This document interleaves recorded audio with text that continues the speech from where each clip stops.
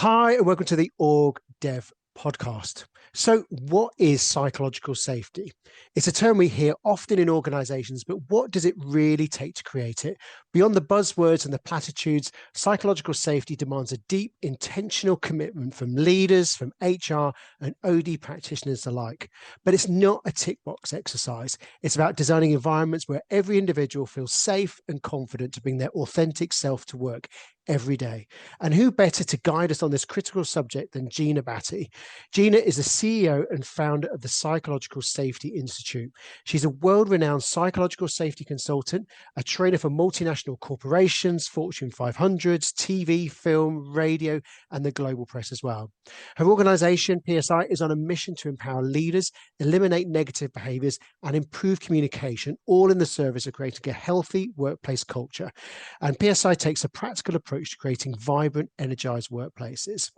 15 years ago, Gina created the authentic self process and the 5 pillars of psychological safety, which we'll be exploring today.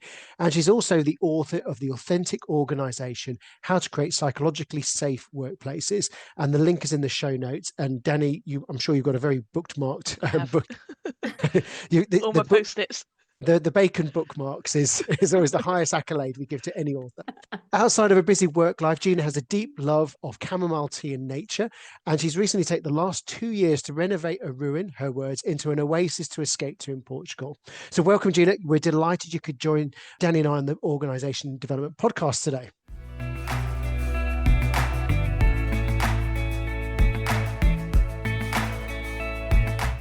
Just tell us a bit more about the work that you do.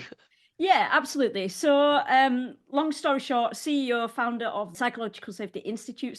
Where to start? All right. So, I guess early in my career, I had 2 very different encounters with psychological safety that literally shaped everything that I do today. So, I've got a background in teaching and training, and I've got a range of lived experiences of psychological safety in the workplace. It was those 2 different encounters that I had that brought me to leave teaching behind and to set up the Institute. So in terms of our work at the Institute, we are global leaders in workplace psychological safety and workplace culture. Our mission is to create workplaces where people thrive. We challenge and transform outdated workplace cultures and workplace attitudes. Over the years, we've developed a lot of intellectual property around psychological safety. So you mentioned there already the 5 pillars of psychological safety, the authentic self process. We've got the PSI culture framework, the hierarchy of psychological safety, and Lux, which is our diagnostic tool. Now, a lot of that stuff is in my book. So if you're interested in this discussion, if you want to find out more, I'm just going to point you in that direction. So in terms of what we do, we use our own methodology and frameworks to identify the root causes of toxicity and psychological safety issues within organizations, as well as to, quite obviously, address them. We educate, we give people the tools they need to thrive at work, and we aim to lobby government, this is our longer term goal, to embed psychological safety into workplace legislation. So that's it in a nutshell. So no small ambition there. Yeah. Yeah, absolutely not. Yeah, brilliant. And just tell us a bit more about the book. What inspired you to write that? Because that's no small undertaking to kind of commit to writing a book and getting that out. Yeah, right. So the book, I guess my motivation for writing the book comes from my own experiences. So I had these experiences that I wouldn't want anyone else to go through in the workplace.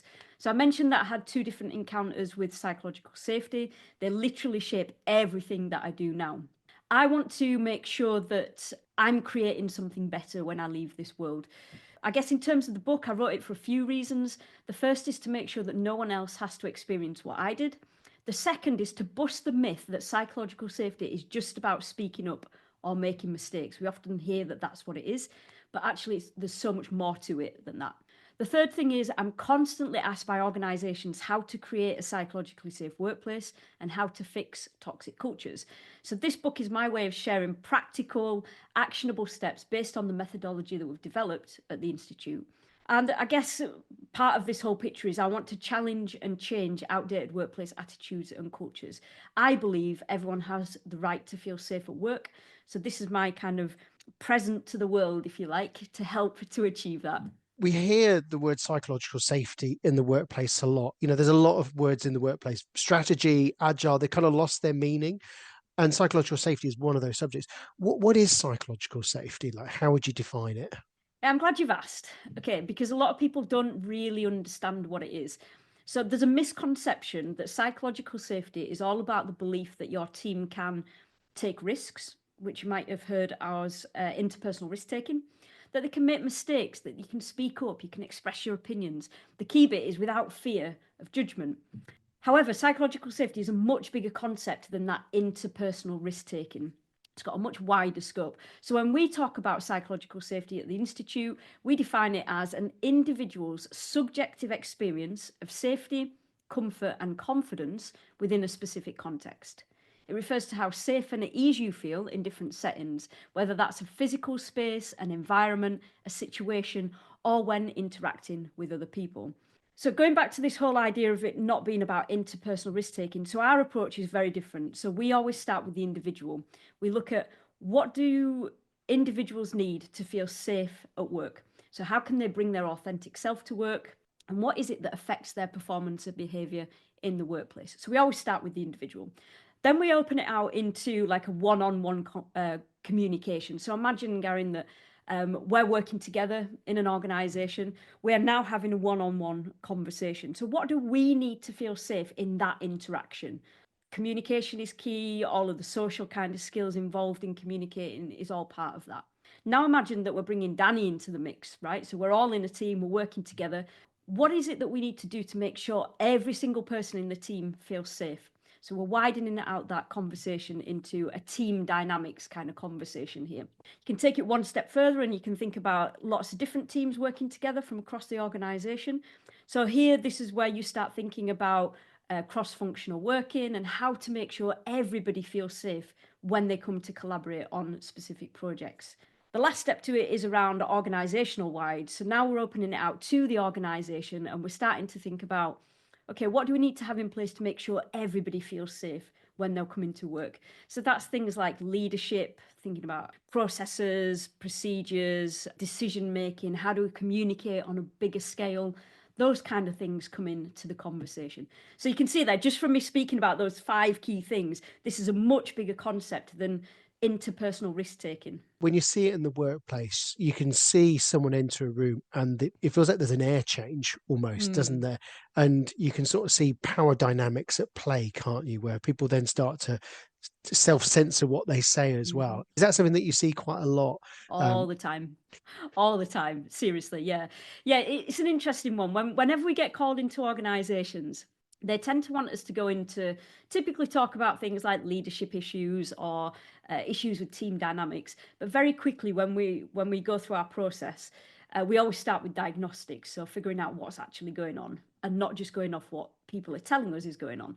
So we go in, we spend a bit of time in the organization, we really get a feel for the culture and the people and how it all works and interacts. And actually that what you just said is key to it. So a lot of people don't feel safe to bring their authentic self into that situation. They hide, they censor, they mask, which then has a knock-on effect to how I communicate with somebody else, how I communicate in a team, how I communicate when I'm working cross-organizationally. So yeah, it has a massive impact. And we usually start our work there with the individual before we start working out to all those other levels. Gina, so what's the difference between psychological safety and trust? Yeah, so here's how I see it. Psychological safety and trust are often discussed together, but they are distinct concepts with different focuses. We've already looked at what psychological safety is. So as I define it, it's around the confidence and comfort to express your authentic self and engage openly with other people, creating that environment where individuals and teams can thrive, even in challenging situations.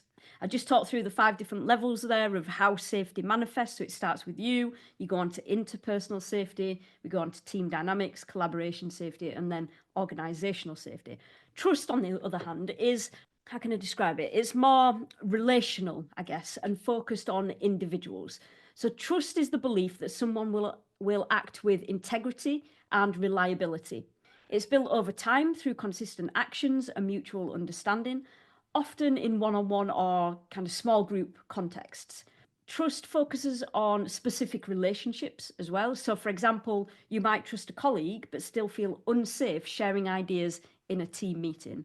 Both are critical, obviously. And why does it matter so much? So what's the kind of business case? There's so much here and I could go on all day about it, so I'll keep it Please short. do. I promise. We want to hear. Go for it, yeah.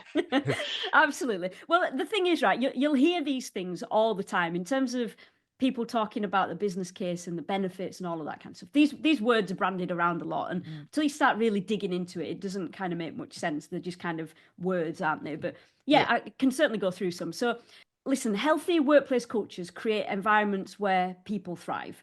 And when individuals thrive, teams thrive. When teams thrive, that's when the organization thrives. Remembering also we all have the right to feel safe at work. So yeah, in terms of return on investment, we've got things like, from a leadership perspective, you've got things like optimized workforce performance, increased revenue and profitability, cultural agility, things like enhanced innovation and problem solving, brand reputation, stakeholder confidence, stronger team dynamics and collaboration, enhanced leadership effectiveness. You've got things like mitigation of risks and costs, sustainable organizational cultures are built. In terms of customers, enhanced customer satisfaction and loyalty, as well as strategic adaptability and market resilience. Long story short, I guess, is the organization attracts and retains top talent. It innovates effectively and it navigates challenges with resilience, position it for long-term success and sustainability. But in essence, right, all of this boils down to we all have the right to feel safe at work. And for me, that's the most important reason for doing this, you know. It's great having all those other things, but actually people should feel safe when they come to work. It should be a basic right, really, shouldn't it? Nobody should go work and feel unsafe. Yeah. So what are the organisations that have got it right? So the ones that have got high psychological safety, what are they doing differently? What is it that how are they achieving that? Yeah, yes and no, I guess, because obviously each organisation is different, every industry is different. But I guess the common themes across the board are they invest in their people.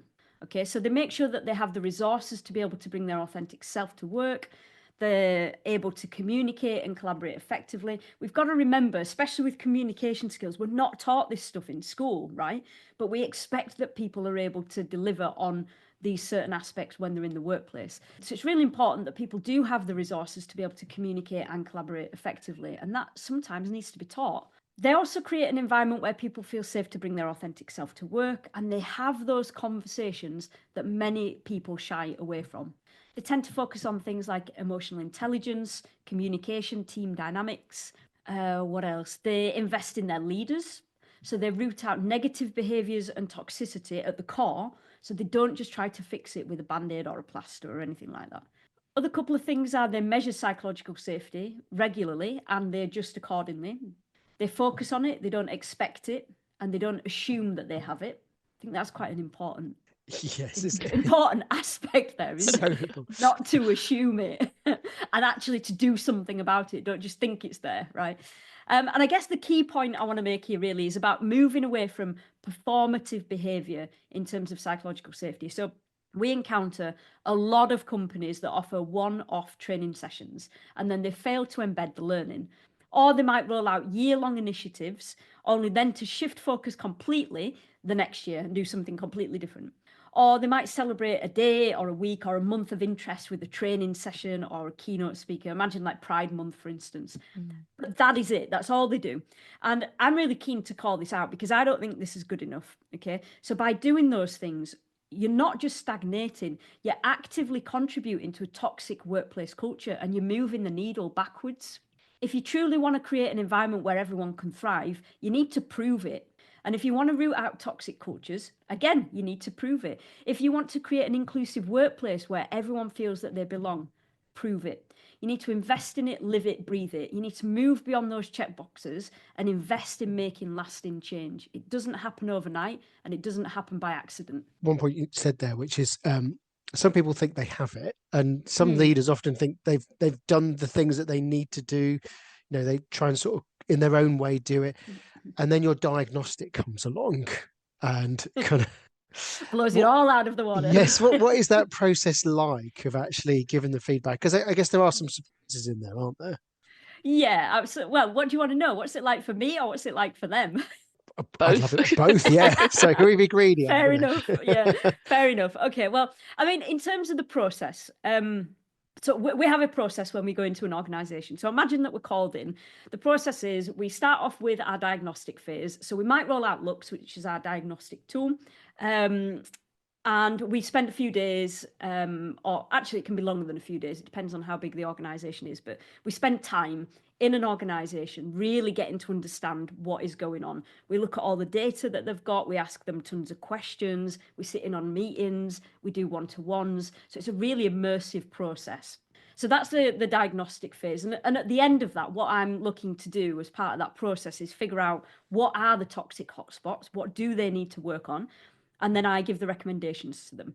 So the second phase to it then is once I've given the recommendations and they've decided what they want to take up, that's when we start delivering it. So that's like an intervention stage, really. So we deliver all the interventions. The third stage to it is once we've delivered all those interventions, we offer them the option to work with us on a longer term basis. So it's like our maintenance program, if you like our retainer. So that's the process that we take people through. In terms of how that goes down, well, I love it, first and foremost. I love delving into all the stuff that could be going wrong, and having the conversations with people to figure out what is stopping them from thriving in the workplace. So from my perspective, I'm very focused on what is not working so well here and what can we do to fix that. So I love that process. Now, in terms of the people that get the feedback, that's a different story. Quite often the response is, okay, so we knew we had issues, but we didn't really understand the depth of those issues and we couldn't get to the root cause of it. But that's what we're aiming to get to. We try to get to that root cause of the issue. So when we play that back, there's often an element of surprise. There's often an element of, I don't know, some smaller organizations feel like a bit embarrassed almost. There might be a bit of defensiveness going on because they're the ones that have been responsible for creating this environment, you know. So quite often it's met with a little bit of resistance. But once they get past that, and once everybody gets over ego and all of that kind of stuff that gets in the way in that first instance, that's when the really exciting conversations happen, because we're all there for the same purpose. We all want to fix what's going wrong in the organization. And we want to create that environment where people can thrive. So yeah, as soon as we get to having those proper conversations around, so this is what we found, these are our thoughts on what you could do to improve those things. As soon as we get into that, it totally transforms. The relationship transforms. You know, people are more open and they want to bring you in and they want to start on that process. There's often at times moments where people get very, what's the word? Impatient. They want things to happen sooner, you know, they want to push things and move things forwards. But like I said, you can't rush these things, you know. A lot of this has to do with trust and team dynamics and building those relationships again. And that doesn't happen overnight. So you just got to be a little bit patient. And these issues potentially built up over years, haven't they? Yeah, absolutely. Every organisation thinks it's unique in its own way. But obviously, from your perspective, what are some of the common things you see when you're going in and like, oh, it's this thing again? What are some of those the things that are quite familiar for you when you see it in the diagnostic process? How long have we got? I would have to make this a 5-hour podcast. Absolutely. And now my cat even wants to join in. He's very excited. We love a cat. Shall I bring him into the mix? You might see a little tail every now and again. Apologies if you do. A model disclaimer, though, that's anything. There we go. There he is. Yeah, so, right. Yeah, okay, let me have a think about this. So, what are some of the key things? I guess team dynamics is usually one of the big ones. So as soon as we get in there, they want to know, they've usually brought us in because they know that people are not getting on. They don't know why, they don't know how to fix it. There might be some sort of dysfunction within teams, that kind of stuff. So that's a common thing that we're always seeing. Communication issues is a massive thing. Things around authentic self, people not feeling safe to bring their authentic self to work. So the hiding, the censoring, and that's impacting on other things. It could cause tension in a lot of different areas. That decision making. So it might be that there isn't a really clear decision making process. There might be a lot of ambiguity with roles, responsibilities, that kind of stuff. Even things like, what do we need to do here to get promoted? Like, that kind of thing isn't very clear in a lot of organizations. I guess the other thing that we see a lot is, as well, people get us in because they want to talk about psychological safety, but they actually think it's something different. They go back to that whole thing around it being about speaking up and making mistakes. So they want us to come in to create a speak up culture.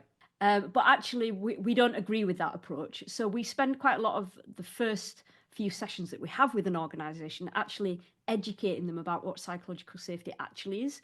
So yeah, that's quite an interesting one. We do spend quite a bit of time working on that. Who tends to bring you in? Who's the main? Is it an HR kind of led initiative, or is it kind of the leaders or senior leadership team, or does it vary?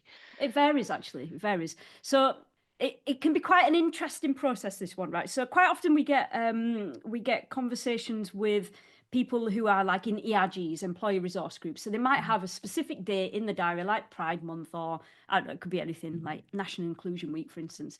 They've got a date in the diary. They've been tasked to get somebody in to speak about psychological safety, and we're brought in on that route. But then after that, that's when we get brought in to do other stuff. It's like a door opener, if you like. So yeah, we get a lot of conversations with ERG staff.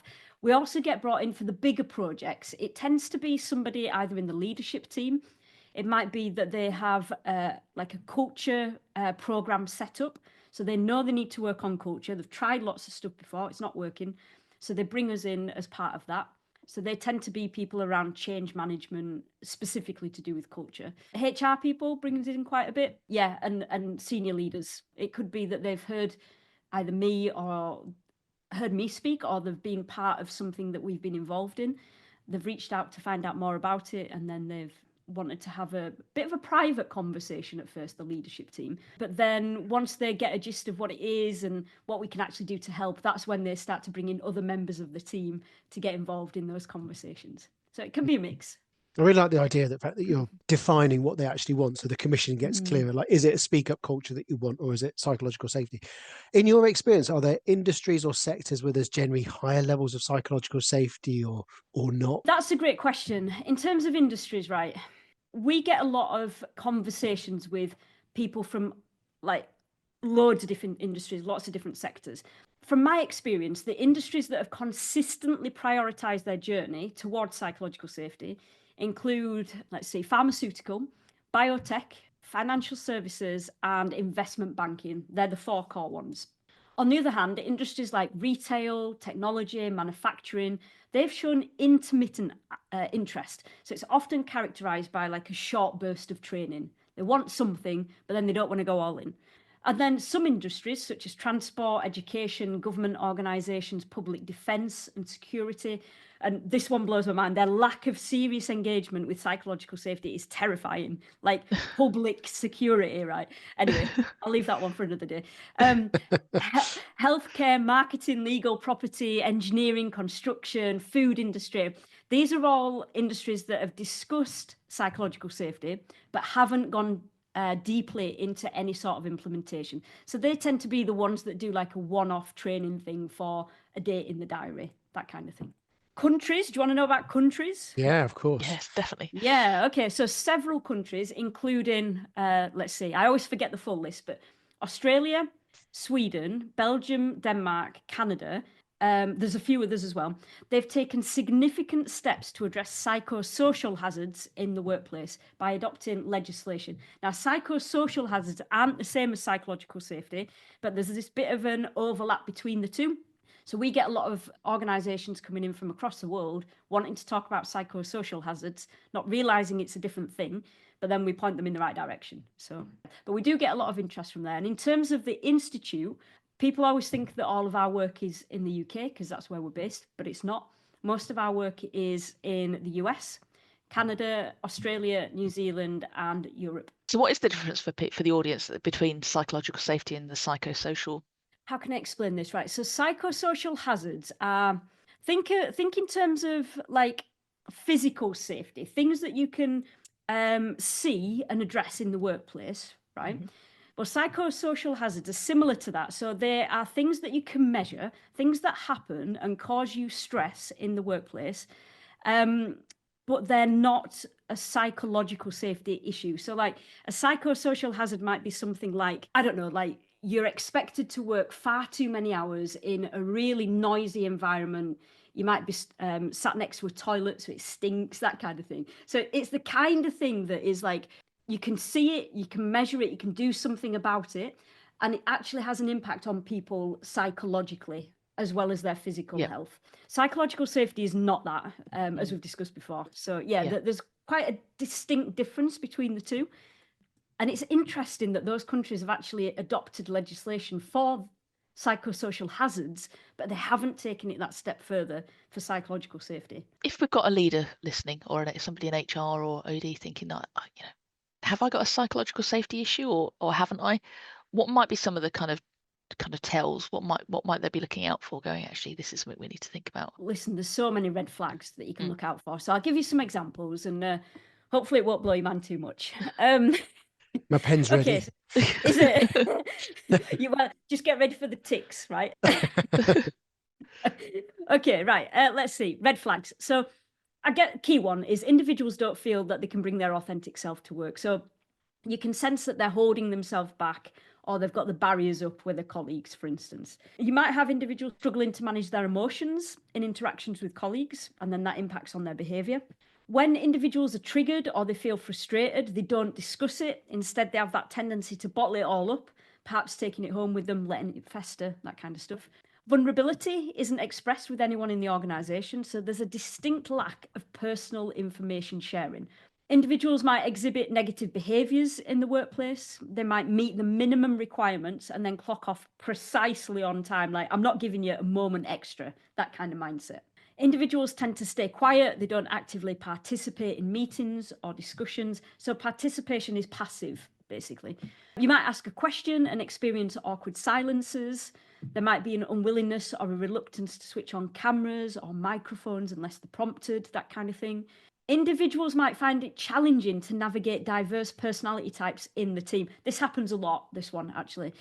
And it has an impact on communication and morale in the team. So you might hear discussions about or experience strained team relationships. There'll probably be some disengagement among team members. There's a lack of trust, that kind of thing. You might also find that there's consistent misunderstandings or misinterpretation of messages, resulting in confusion or conflict. Individuals don't tend to express their expectations of other people clearly enough, and that can often lead to frustration and conflict situations. Unexpressed expectations are probably one of the biggest sources of tension in a workplace, so it's really key to look out for that. Guess other things are things like messages are overcomplicated, there's a failure to deliver them clearly and succinctly. Individuals might exclude other people with their choice of language. There might be a reluctance or an unwillingness to seek clarification or any sort of feedback. Things like individuals don't actively contribute to team goals, objectives, or projects. So there's like a hesitance or a reluctance to collaborate with other people or even share progress on the projects that they're working on. Micromanagement is usually rife in these kinds of environments. You might have a culture of blame, which is widespread. You're likely to have high rates of absenteeism and presenteeism. So there'll be a steady or a large flow of people leaving your organisation or your team without necessarily expressing the reasons why. And then lastly, I guess measurement of psychological safety is either non-existent or very limited. So, I mean, there's a lot of stuff there. Those are all indicators that suggest a presence of a psychological safety issue. The list isn't exhaustive, but it certainly gives a good starting point for you to start identifying if you might have an issue. I think lots of that will be familiar with for a lot of people. What about 97% of people watching this? How many ticks did you do then, Gary? We should do a trigger warning on this episode. Sorry, everyone. Absolutely. So leaders heard that and they thought, actually, that sounds a bit like our organisation. Where do they start? What do they do to start to build a kind of improved psychological safety? It's overwhelming, isn't it? Like, where do I start? And people are time poor. You know, one of the constant battles that we have with our work is to get people to stop being operational and take a step back and look at what's going on around them as well. Is that something that you encounter? Oh, all the time. Yeah, absolutely. And I think, like you said, people are time poor. They think that actually they need to stop to be able to do this, but actually they don't. They just need to have an awareness of it whilst they're doing what they're doing. So I guess that I've got loads of different things I could talk to you about here, I guess. The first one I would say is to learn more about what it is. So really understand what psychological safety is before you start doing anything about it and commit to it personally. So on a practical day-to-day level, I would suggest starting with doing some inner work for yourself. So work through pillar 1, which is self, focuses on self-awareness, authentic self, that kind of stuff. If you want some ideas for that, there's loads of good stuff in the book. I talk through pillar 1 in a lot of detail. loads of activities in there for you to work through. So if that's something you want to work on, I'm going to signpost you to the book. Get everyone involved. So start the conversation about bringing your authentic self to work. I always encounter this resistance for people to do this in the workplace. They don't want to have that conversation in teams. So we're usually brought in to facilitate that conversation. So we get people in a room and we start talking about who do you think you are? How do you think you show up at work? Those kind of things. What's the difference between your authentic self and your identity? Those kind of questions are really important for people to start thinking about personally. And then we start thinking about what's affecting your performance and behavior at work, those kind of things. We get people to do that on their own. Then we bring people together and they realize that actually they've got similar lists. It's quite revelatory for a lot of people. So yeah, that work on bringing your authentic self to work and having that conversation is really important. Raising your awareness on psychological safety. So what is it? Why is it important? How can you contribute to creating a safe workplace? I think other things that you can do as a leader are to provide training and tools to support your staff. Don't assume everybody has these skills and knowledge to be able to do this. So provide some training on authentic self, communication skills. As I said before, we don't get taught this stuff. We need to learn it quite often. Think about things like conflict resolution strategies, emotional intelligence, and really work on team dynamics and how to navigate different personalities and work preferences. I guess 3 other key things here on the day-to-day level are clarify expectations and boundaries. Otherwise, that's going to be a massive source of tension within your conversations. Encourage your teams to establish ground rules and a conflict resolution plan. When you've got those, it takes the edge off any sort of conflict. Okay, so I'm highly going to recommend that everybody does that. And then the third thing is measure it. So know where you are now and then measure it every year so you can really understand what's going on within your organization. Get some robust data on it so you know where to focus your attention. You want to conduct regular assessments. You can use Lux. We've got a diagnostic tool that measures psychological safety. And yeah, by doing that, you're then going to be able to pinpoint specific areas for improvement. Use the feedback, use the recommendations you get from Lux to refine your approach continuously. So that's kind of on a practical day-to-day level. Do you want to know some strategic and team-wide interventions, or do you think that was... No. Keep going. Keep going. All right. Keep going. Okay, fair enough. Trying to remember everything from my book now. Okay. Right, so on a strategic or a team company-wide level, always start by diagnosing your root causes. So figure out what's actually going on. What is contributing to toxicity at each of the 5 levels of culture that I talked to you about earlier. Get some data on that. We've already mentioned the data bit. Then think about those targeted interventions. So once you know what your root causes are, then you can start actually designing things that are going to work instead of doing that scattergun thing and pointing your attention all over the place, wasting resources, wasting time. Actually target those interventions based on what you found out in terms of your root causes. Those interventions might include things like training leaders and managers. It might be stuff around authentic self, so raising awareness. It might be stuff around enhancing communication skills across the board. It might be about understanding team dynamics, revising policies and systems, creating safe spaces. There's tons of stuff that you can do there.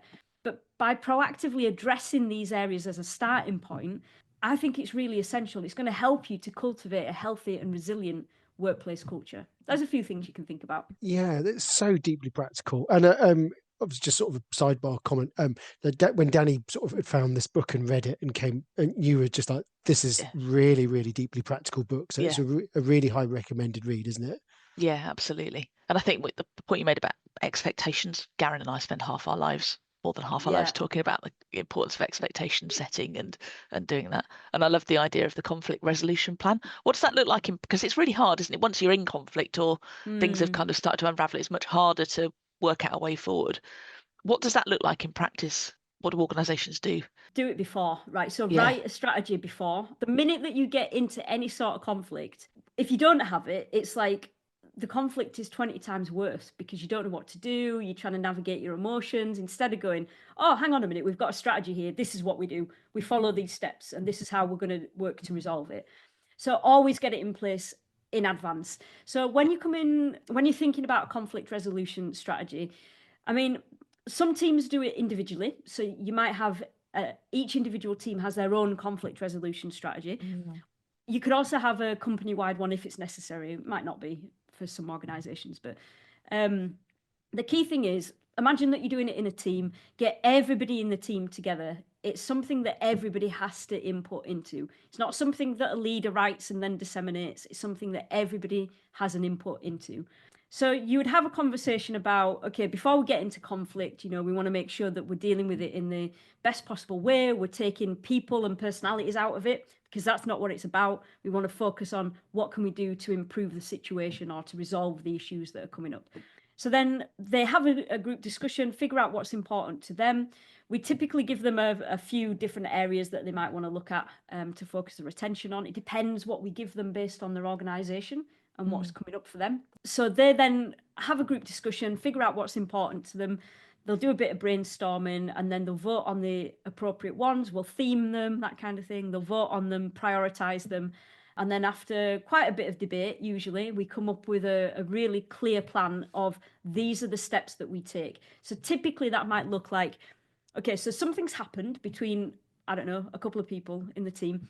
This is the first step. This is what we try to do to resolve it between the two of us before we take it any further. So you've got a little section on that. The next section would be, okay, so we tried to resolve it. We're still at like loggerheads. We don't know how to move past this. So what do we do next? So there's a next step, okay? And that might be, I don't know, they might get somebody else in the team to help them have that conversation, facilitate it, for instance. Could be loads of stuff, but that's an example. If that intervention doesn't work, then what's the third line intervention? Do we need to get a leader involved? Do we need to get HR involved? What does that look like? And then if we still can't resolve it, what's the next step after that? So it's like having 3 or 4 different steps of, if this doesn't work, then we do this. And if that doesn't work, then we do that. But that, when some sort of conflict happens in a workplace, when you have that, the minute that you have that conflict, you know exactly what to do. You can literally deal with your emotion and not have to deal with what is the process that we have to take ourselves through. So we always say, go away, figure out the emotion that is going on for you, figure out what triggered it. And this is where the authentic self stuff comes in. You need to figure out what is triggering you to feel that conflict in that situation. Is it the person? Is it the words that they used? Is it that it's reminded you of something that happened 20 years ago? That kind of stuff is really important to dig into. So figure out what that emotion is for you. You might want to take yourself away for 10 minutes, an hour, a couple of days, whatever it takes for you to deal with that in the moment. And then you can come back together when you're both feeling a lot fresher, when you're not feeling that emotion as strongly. Come back together and figure out how you're going to resolve it, because this isn't about people or personalities. It's really important to remember that. This is about something that's happened that you can pretty much always move past if you put those people and personalities out of the picture. Focus on the what's going on in front of you and start to figure out how to deal with that. And these are skills for life, aren't they? Because so many people, God, yeah. people just, we don't necessarily have awareness of our emotions, or we don't have a name for them, or we have a very basic palette of descriptions for it as well. So when you're getting them to do that work, that must be quite challenging, but really quite cathartic as well. Yeah, I think so. And, it's an interesting one, because quite often people don't do work on themselves. So they don't know what triggers them when they're in conversations. And it could be, right, that they've been triggered at work like a million times by this one person, for instance, right? But they're also triggered by somebody else in their private life or in their social life, for instance. And it feels quite similar, but it's a different person, it's a different situation, it's different words, right? But it's the same essence, right? And it's fascinating, because when you start digging into triggers, right, and figuring out what is the thing that is making you feel that way, it tends to lead back to something that's happened in the past that they have taken. I call it stories. So we build a story about something that's happened in the past. So imagine I was bullied for being gay at work, right? True story. I took that away. I created a story about it. And then when I went into any sort of organization after that, that's what I would tell people, because that's my story. That's what I've put against that thing that happened to me. But now, if I go into any sort of situation where I feel that level of emotion that I felt when I was being bullied, it might be I come across the same kind of personality. It's not the same person, obviously, but a different person, same personality. It might be that they said similar words to me, or it might be that they had a certain tone or a certain way of being towards me, and that can trigger me. But it doesn't mean that it's to do with them. It means that I've still got stuff attached to that thing that happened to me years ago.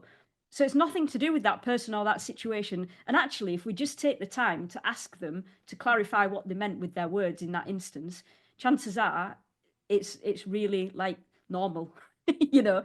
But in that instance, our head has attached something to it. We've got all these things firing off going, oh my God, Gina, you're in danger. You're going to be bullied, all of that stuff. When actually, it's not that at all. But our mind is taking us back to that. So it's fascinating when you start digging into this with people and they start understanding that what is triggering them now is actually a cause from something in their past that they can actually deal with and lay to bed, if you like. It's mind-blowing for them. We ran retreats out in Portugal for a while. We had to stop because of COVID. But yeah, we took groups of people out to Portugal, and that's what we worked on. We worked on being your authentic self and figuring out what the conditioning is that you've had over the past. Like we have a lot of conditioning from childhood, that sort of thing. We unpick some of that. We unpick the triggers, emotions, all of that good stuff. They come out of that retreat like different people. Like you can see a physical lift in their whole body, in their energy, everything. Because we don't work on this stuff really, do we? We don't have the time. We don't have the inclination unless we're forced to do so. It's too painful. Yeah. Anybody watching this, because part of the audience is people want to be early stage OD practitioners, and it is about knowing yourself. So everything that Gina's just said, all of that, and rewind it again, because you're always trying to work out what's my stuff and what's your stuff. When you're at the edge of change, creating it, you get a lot of things projecting, and it's your own fears are playing as well, aren't they? So that's fascinating. One question I wanted to ask is, where should the responsibility for psychological safety sit? This is HR's thing, isn't it, surely? No, how dare you say that? Absolutely not. Right. So many people mistakenly believe that creating a psychologically safe workplace is solely the responsibility of one person or a group of people. So you might think it's HR, other people might think it's a leadership team. Quite often people think it's the responsibility of the leadership team, to be honest. However, creating a psychologically safe environment is a collaborative effort. I want to talk to you about culture just for a moment. So many people believe that culture is one thing, right? So in an organization, culture is just this thing that exists. But actually, there's 5 different levels of culture within an organization. I've talked about those earlier. So they were personal, one-to-one, team, collaboration, and organizational, right? So they're the 5 levels. Culture is created by individuals. Okay, so I want you to imagine this, right? You're in a team currently. There might be a bit of a negative undertone, right? So there might be something going on within that team. Could be caused by one person, for instance. That person leaves. There's a change in the culture. Like things feel different now that person's left, right? Then you bring in somebody else. The culture changes again. So the culture isn't changing because of the leadership or anything that anybody has done intervention-wise. The culture has changed because the people have changed. So every individual is responsible for creating the culture. And it's the same with psychological safety. Every single individual within an organization is responsible for psychological safety. It starts with you. So you need to figure out what you need to feel safe to be yourself in the workplace. Every single person in the organization has that responsibility. And yes, there are other things that other people are responsible for, like leaders are responsible for certain things. The organization has a responsibility to create certain things as well. But in terms of whose responsibility is it, I always say it's yours. Every single person that works in that organization is responsible. You get involved in loads of things in the work that you do. What brings you most joy? What bits of it do you find the most fulfilling? Oh, that's a great question. Let's see. The bits that really excite me are working on the larger projects with organizations. So I love going in and looking at team dynamics, and I get a bit geeky and a bit excited by watching people and how they interact and that kind of good stuff. So that's what really fires me up. I love consulting. I love unearthing the pockets of toxicity and empowering them to make change as well. I really like that. And seeing the transformation really lights me up. So that whole piece around going into organizations, I find it very energizing. Teaching as well. I'm a natural educator. I try to do that through all of my media work, all of the writing, social media work as well. I try to educate wherever I can. And anything to do with writing or stuff to do with the media or video recording, that sort of stuff. So how can people connect with you? So if you've, as people were hearing your your list of potential things to be motivated about, and someone's been triggered and going, oh my God, that is my workplace. Or if people want to follow your work, or if they want to learn a bit more about the consulting or the public speaking, what's the best way for people to find you and to follow you? Yeah, great question. So I guess the place where I'm most active is LinkedIn. So feel free to connect with me over there. Happy to have a conversation with you. Drop me a DM if you've seen this. Let me know that you've watched it. Tell me the best bits. Tell me the worst bits. All of that good stuff. So LinkedIn is the place, really. If you want to find out more about our work, you could go to the website, which is www.thepsi.global. We're just in the process of revamping that, so bear with us. We've gone through this whole major rebrand recently, so we're just kind of getting to the tail end of that now. So you'll see that change. The website will change in the next kind of couple of weeks. But that is a really good source of information to find out more about the range of work that we do, I guess. So yeah, get in touch. Love to hear from you. Thank you. Brilliant. And everything that Gina shared, all of the links and links to the book is going to be in the show notes as well. Gina, we just want to say a huge thank you. We asked you for an interview and we got an interview and a masterclass at the same time. So there is there's literally so much value in there for people to take away. And I think we'd really recommend people just have a second reading of this, because all of the things you talked about are so practical in our organizations as well. And it is a really, really good book. Danny, what stood out from the conversation for you? There's loads. I love the red flags you were talking about. I think people are really going to resonate and kind of be able to identify those. The importance of kind of defining what we mean by psychological safety and people really getting an understanding of what it means and not assuming they know what it means. And the importance of getting to root causes and using data to really kind of pinpoint your intervention so you're kind of precise and have got the biggest chance of making a difference. Yeah, so many things for me. And I think like some things is the conflict resolution strategy. As the UK, as a nation, we are crap at conflict. So are we? I've not noticed. So it's one of those things that we need to do when the sky is blue and we work out a structure and we can put a really robust process together. And also the fact that all the red flags that you talked about as well, and the importance of clarifying expectations. Gina, it's been brilliant. It's been so good. We've been looking forward to this conversation for ages. So thank you so much for making time, and enjoy your next weekend that you get to enjoy in Portugal as well. Thank you so much. Thank you everyone for listening. Hope you got some value from that. And hope to speak to you soon. Thank you. Fabulous. Thank you.